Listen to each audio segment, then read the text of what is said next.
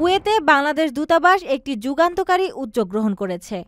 আন্তর্জাতিক অভিবাসী দিবস ও জাতীয় প্রবাসী দিবস ২০২৫ উপলক্ষে বৈধ পথে রেমিটেন্স পাঠিয়ে দেশের অর্থনীতি অবদান রাখার স্বীকৃতি হিসেবে ব্যক্তি ও প্রতিষ্ঠান উভয়কে সম্মান জানানো হবে।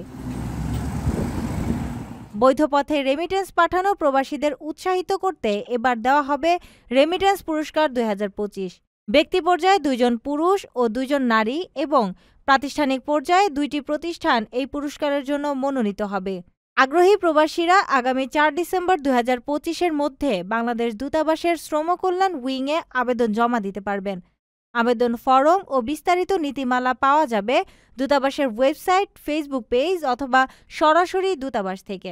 কুয়েতে থাকা প্রবাসীরা দূতাবাসের এই উদ্যোগকে স্বাগত জানিয়েছে এবং প্রশংসা করেছে।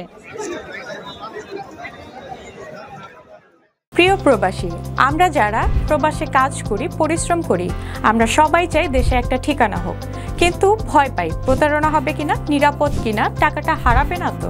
আজ আমি এমন একটা প্রজেক্ট সম্পর্কে বলবো যেটা এই ভয়টা দূর করে দিয়েছে। তার নাম প্রবাসীর সিটি লিমিটেড। প্রবাসীর সিটি বাংলাদেশের প্রথম স্মার্ট শেয়ার ভিত্তিক রিয়েল এস্টেট প্রজেক্ট।